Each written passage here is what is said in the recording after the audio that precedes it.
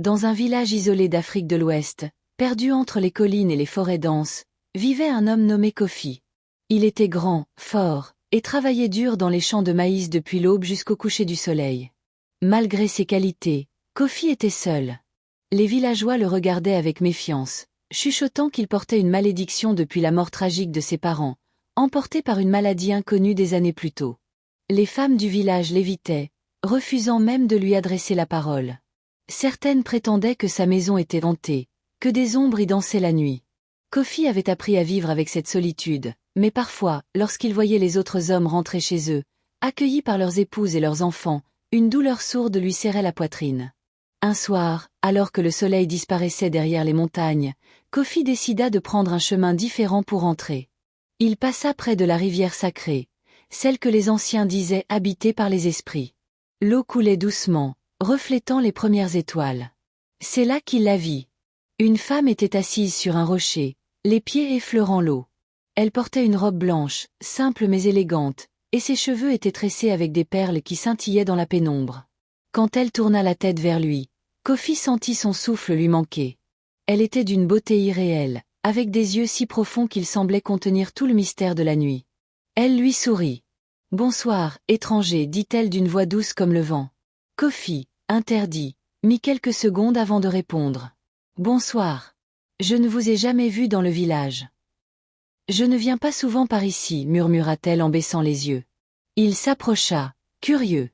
Elle ne portait aucun bijou, aucune parure, mais il y avait quelque chose en elle qui attirait irrésistiblement son regard. « Comment t'appelles-tu » demanda-t-il. « Aïcha » répondit-elle. Ils parlèrent longtemps, assis au bord de l'eau. Elle lui raconta qu'elle venait d'un village lointain, qu'elle avait perdu sa famille et qu'elle errait depuis, cherchant un endroit où s'établir. Kofi, ému par son histoire, lui proposa de la ramener chez lui. « Je vis seul, mais ma case est assez grande pour deux » dit-il.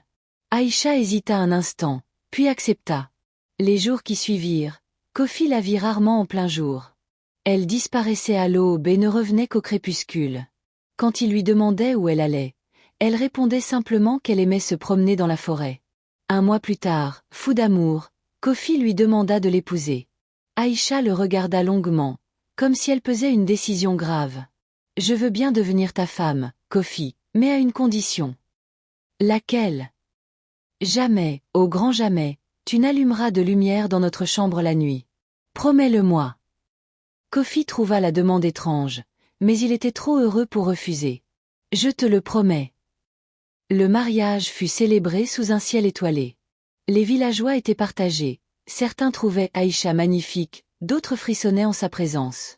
Un vieil homme, griot respecté, observa la scène avec inquiétude. « Cette femme » murmura-t-il. « Elle ne projette pas d'ombre. » Personne ne l'entendit. La lune brillait haut dans le ciel lorsque Kofi et Aïcha se retirèrent dans leur case. Avant de s'endormir, elle lui rappela sa promesse. « Rappelle-toi, mon amour, pas de lumière. » Kofi hocha la tête, serra sa femme contre lui, et s'endormit, ignorant que son destin venait de basculer dans l'ombre.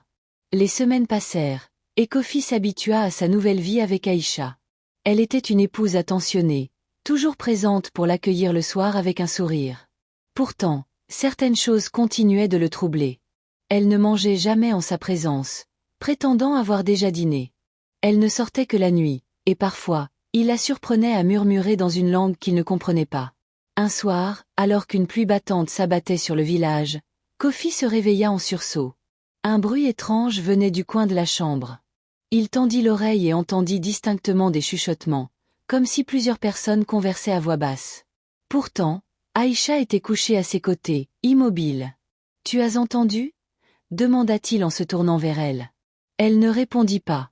Kofi sentit une goutte de sueur couler sur son front. L'obscurité était si épaisse qu'il ne distinguait même pas les contours de la pièce. Le besoin de voir, de comprendre ce qui se passait, devint plus fort que sa promesse. Doucement, il étira la main vers la petite lampe à huile posée près du lit. Ses doigts tremblaient. Une voix dans sa tête lui criait d'arrêter, mais la curiosité était plus forte. Il frotta une allumette. La flamme jaillit, éclairant la pièce d'une lueur vacillante. Ce qu'il vit le glaça d'horreur. Aïcha n'était plus allongée à ses côtés. Elle se tenait debout au pied du lit, les yeux grands ouverts, fixes, sans vie. Sa peau, autrefois dorée, était maintenant d'un gris terreux, parsemé de taches de décomposition. Ses lèvres, desséchées, se retroussaient en un rictus effrayant. Autour d'elle, des ombres s'agitaient, formes indistinctes qui semblaient flotter dans l'air. La chambre elle-même avait changé. Les murs n'étaient plus en terre battue, mais en pierre froide, couverte de toiles d'araignée. Le sol était jonché d'ossements. Kofi comprit trop tard. Il n'était pas dans sa case. Il était dans une tombe.